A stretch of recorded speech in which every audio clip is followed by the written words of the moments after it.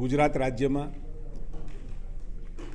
આદરણીય નરેન્દ્રભાઈ મોદી સાહેબ મુખ્યમંત્રી હતા ત્યારે અને ત્યારથી જ કોઈપણ પરિવારના કે કુટુંબના જે મહત્વનો અચાનક આવી જતા ખર્ચા માટે મા અને મા વાત્સલ્ય કાર્ડની શરૂઆત થઈ અને પ્રધાનમંત્રી બન્યા પછી સમગ્ર દેશને આજે એનો લાભ મળી રહ્યો છે. રાજ્ય સરકાર અને કેન્દ્ર સરકાર બંને આ યોજના માટે ખૂબ જ ચિંતિત અને છેલ્લામાં છેલ્લા વ્યક્તિ સુધી એને કોઈપણ આરોગ્યનો ખર્ચો ન કરવો પડે એના માટેની ચિંતા કરી છે. રાજ્યનો કોઈ પણ ગરીબ દર્દી કે મધ્યમ વર્ગનો દર્દી એના માટેની જે ચિંતા થઈ અને એના પરિણામે આઉટ ઓફ પોકેટ જે એક્સપેન્સ થતો હતો એમાં ખૂબ ધરખમ ઘટાડો આવ્યો છે. હજારો કરોડો રૂપિયા જે સારવાર પાછળ વ્યક્તિઓ વાપરતા, પરિવારો વાપરતા, એમાં ખૂબ મોટો ઘટાડો થયો છે. યોજના હેઠળ ડે કેર, સેકન્ડરી અને ટર્શનરી બીમારીઓ માટે નિયત કરેલી સારવારો આપણે આપીએ છીએ. કેન્સર, ઘૂંટણ, થાપાના રિપ્લેસમેન્ટ, હૃદય, કિડની, લીવર, ગર્ભાશય ટ્રાન્સપ્લાન્ટેશનની સાથે કોક્લિયર ઇમ્પ્લાન્ટ જેવી જટિલ પ્રકારની સારવાર આપણે આ યોજના હેઠળ આપીએ છીએ. ચિરંજીવી યોજના અને બાલ સખા યોજનાનો લાભો પણ PMJY માં આપણે સમાવિષ્ટ કર્યો છે. આમ સમગ્રતયા ગુજરાતની અંદર ખૂબ સારી રીતે આ યોજનાનો લાભ આપણે આપી રહ્યા છીએ. અત્યાર સુધીમાં 97 લાખ કુટુંબને 2,65,00,000 લાભાર્થીઓ આમાં આપણે જોડ્યા છે અને 900થી વધારે ખાનગી અને 1500થી વધુ સરકારી હોસ્પિટલનો આપણે એમાં સમાવેશ કર્યો છે. ઉક્ત ખાનગી હોસ્પિટલો દ્વારા યોજનાની ગાઈડલાઇનનો ભંગ થતો અને ગુનાહિત હેતુ સાથે થતી સારવાર સંબંધિત ફરિયાદોના કારણે 2024માં અત્યાર સુધીમાં કુલ 10થી વધુ હોસ્પિટલ આપણે ગેરરીતિ માટે સસ્પેન્ડ કરી છે, ડીએમ્પેનલ કરી છે અને પેનલ્ટીની કાર્યવાહી કરી છે. અમુક કિસ્સાઓમાં તો ડૉક્ટરોને પણ યોજનામાંથી કાયમી ધોરણે દૂર કર્યા. મેડિકલ કાઉન્સિલ દ્વારા પણ એના જરૂરી પગલાં લેવામાં આવ્યા છે. આ બધા જે ફરિયાદો મળી, યોજના સરસ અને એનો લાભ પણ લોકોને સરસ રીતે મળી રહ્યો હતો, પરંતુ આખી યોજનાની અંદર ક્યાંક એનો લાભ લેવા માટે અમુક લોકોએ, અમુક લેભાગુ તત્વોએ એ યોજનામાં ક્યાંક લેકિંગ અથવા તો લેપ્સ, અને જો લેપ્સ ન હોય તો પણ લેપ્સ ઊભા કરી અને જે પ્રકારે ફાયદો લેવાની કોશિશ કરી છે, એના કારણે અત્યારે આપણે જે મહત્ત્વની 4 પ્રકારની જે ટ્રીટમેન્ટ છે PMJY હેઠળ જે સારવારો આપણે આપીએ છીએ, લગભગ 2600 ઉપરની ટોટલ પ્રોસિજર છે. એમાં જે મહત્ત્વની સારવાર અને સૌથી મોટો ખર્ચો જે સારવારોમાં મળે છે એ 4 સારવારો માટેની આપણે SOP નક્કી કરી છે. આપણે કાર્ડિયોલોજીની સેવાઓમાં ટેકનિકલ બાબતોને ધ્યાને લઈ સ્પેશિયાલિટીમાં સુધારા કરવા જરૂરી જણાયા. એના લઈ અને તાત્કાલિક આપણે કાર્ડિયોલોજીમાં તો સેવાઓની માર્ગદર્શિકાઓમાં આપણે સુધારો કર્યો હતો.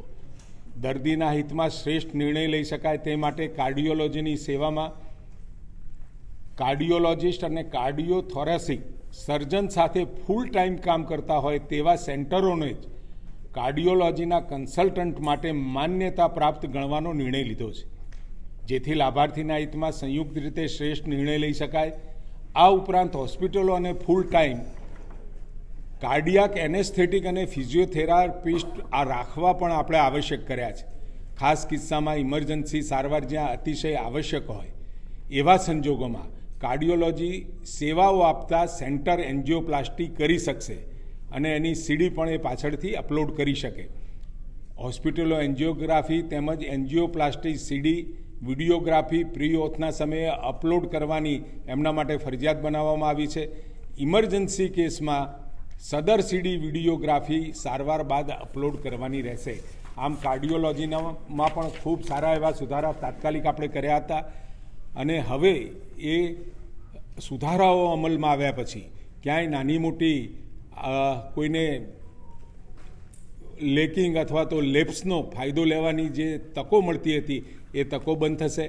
કેન્સરની સારવારમાં પણ નિષ્ણાત તબીબોના સૂચન બાદ અને આ જે બધી SOP બનાવી એમાં ખાનગી ક્ષેત્રે કામ કરતા તબીબો જે લોકોએ PMJYમાં પણ એમ્પેનલ્ડ નથી, બીજા તબીબો જે PMJYમાં એમ્પેનલ્ડ તબીબો છે, અને સાથે આપણા સરકારી વિભાગના પણ તજજ્ઞો સાથે ચર્ચા વિચારણા કર્યા પછી પ્રજાના હિતમાં, પ્રજાને પણ કોઈપણ પ્રકારની મુશ્કેલી ના પડે એની પણ ચિંતા આ તમામમાં આપણે કરી છે. કેન્સરની સારવારમાં ટ્યુમર બોર્ડ તરીકે નિર્ણય લઈ TBC એટલે કે ટ્યુમર બોર્ડ સર્ટિફિકેટ દર્દીનો ટ્રીટમેન્ટ પ્લાન નક્કી કરશે અને TBC અપલોડ કરવાનું ફરજિયાત રહેશે. દર્દીને કેન્સરની યોગ્યતમ સારવાર મળી રહે તે માટે IGRT ઇમેજ ગાઇડેડ રેડિયેશન થેરાપીમાં CBCT common beam computed topography system image KV કિલોવોટમાં જ લેવાનું ફરજિયાત કરવામાં આવ્યું છે. વધુમાં આ થેરાપી કયા કયા ટ્યુમરમાં કરી શકશે તેની પણ વિગતવાર ગાઈડલાઈન આપણે બનાવી છે. કેન્સરની ટ્રીટમેન્ટ માટે રેડિયેશન થેરાપીમાં યોગ્ય સારવાર પેકેજીસ પસંદગીની સુગમતા રહે તે માટે રેડિયેશન પેકેજીસમાં પણ જરૂરી સુધારા કરવામાં આવ્યા છે. મહિલાઓમાં જોવા મળતા કેન્સર જેવા કે ગર્ભાશયના મુખનું કેન્સર, યોનિમાર્ગનું કેન્સર કે અન્ય કેન્સર જ્યાં બ્રેકી થેરાપીની જરૂર હોય તેવા કિસ્સાઓમાં જે હોસ્પિટલ પાસે બ્રેકી થેરાપીની સગવડ છે ત્યાં જ PMJY અંતર્ગત સારવાર આપવાની રહેશે. બ્રેકી થેરાપી માટે હોસ્પિટલ ટાઈઅપ ચલાવવામાં આવશે નહીં. રેડિયોથેરાપી મશીન માટે નક્કી થયેલા ક્વોલિટી કંટ્રોલના માપદંડનું પાલન કરી હોસ્પિટલે એનો રેકોર્ડ નિભાવવાનો રહેશે. નિયોનેટલ કેરમાં પણ આપણને જે ફરિયાદો મળતી હતી અને એના કારણે એમાં પણ આપણે કેટલાક ચેન્જીસ કર્યા છે. NICU, SNCU માં પણ બાળકોને ગુણવત્તાસભર સારવાર સુનિશ્ચિત કરવા માટે હોસ્પિટલે ફરજિયાતપણે માતાઓની પ્રાઇવસી સચવાય તે ધ્યાને લઈ CCTV ઇન્સ્ટોલેશન કરવાનું રહેશે. THO દ્વારા NICUની મુલાકાત લઈ રિપોર્ટ SHAને સબમિટ કરવાનો રહેશે. ઓનલાઈન વિઝિટ મોડ્યુલ પોર્ટલ ટૂંક સમયમાં કાર્યરત થશે જેથી દરેક વિઝિટને અસરકારક રીતે મોનિટર કરવામાં આવશે. બાળકોને રાઉન્ડ ધ ક્લોક સારવાર મળી રહે તે માટે નિયોનેટલ સ્પેશિયાલિટીમાં એમ્પેનલ્ડ માટે ફૂલ ટાઈમ પીડિયાટ્રિશિયન આપણે ફરજિયાત કર્યો છે.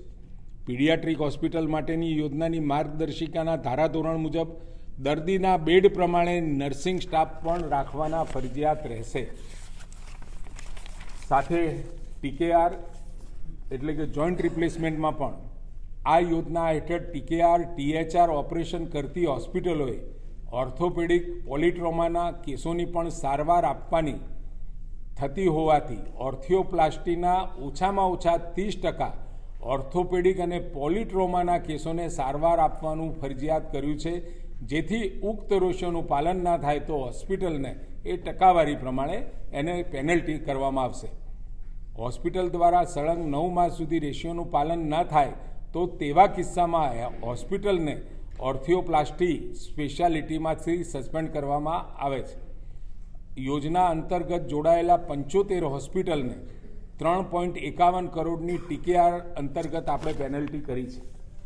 ક્લિનિકલ એસ્ટાબ્લિશમેન્ટ એક્ટમાં પણ ગુજરાત ક્લિનિકલ એસ્ટાબ્લિશમેન્ટ એક્ટની જોગવાઈ અન્વયે પૂર્વ વ્યાખ્યાયિત સારવાર પ્રક્રિયાની વિગતવાર પૂરતી સમજણ દર્દીઓ અને તેઓના સગાને આપતી વખતે વિડીયો રેકોર્ડિંગ સાથેનું સંમતિપત્રક લેવાનું ફરજિયાત કરવામાં આવેલ છે જેમાં નીચે મુજબની તબીબી સારવારનો સમાવેશ કર્યો છે. Angiography, angioplasty, coronary artery bypass surgery, amputation એટલે કે અંગ વિચ્છેદન સર્જરી, તમામ ઇક્ટોમી અંતર્ગત સર્જરી એટલે શરીરમાંથી કોઈ ભાગ દૂર કરવાની surgery, organ donation, organ transplantation, organ રિટ્રાઇવલ surgery, spinal surgery, brain surgery અને કેન્સર સર્જરી.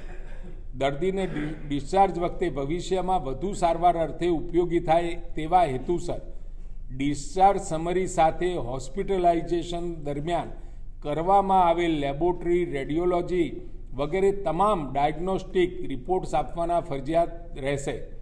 ગુજરાત રાજ્યની તમામ હોસ્પિટલોએ ઇન્ફેક્શન કંટ્રોલ એન્ડ પ્રિવેન્શન માટે ભારત સરકારની ગાઈડલાઇનનું સંપૂર્ણપણે પાલન કરવાનું રહેશે. આપણા ત્યાં કોઈ પણ ફ્રોડ થાય અથવા તો કોઈ પણ પ્રકારની ગેરરીતિને રોકવા માટે સ્ટેટ એન્ટી ફ્રોડ યુનિટ બનાવ્યું છે. એમાં પણ કેટલાક સુધારાઓ સાથે એને મજબૂત બનાવવાનું કામ આપણે કરી રહ્યા છીએ. રાજ્યની તમામ હોસ્પિટલો ખાતે સારવાર સંબંધિત કામગીરીનું સઘન મોનિટરિંગ કરવા માટે સ્ટેટ એન્ટી ફ્રોડ યુનિટ વધુ સુદૃઢ આપણે બનાવવામાં આવેલ છે.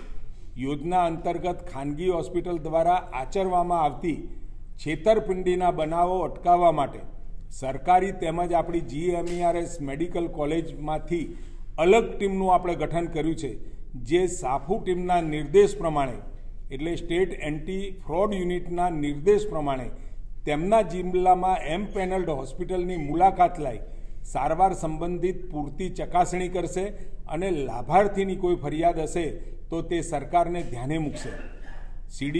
CDHO MOA દ્વારા માસિક ધોરણે ઓછામાં ઓછી 2 હોસ્પિટલની ઓડિટ વિઝિટ કરવાની રહેશે.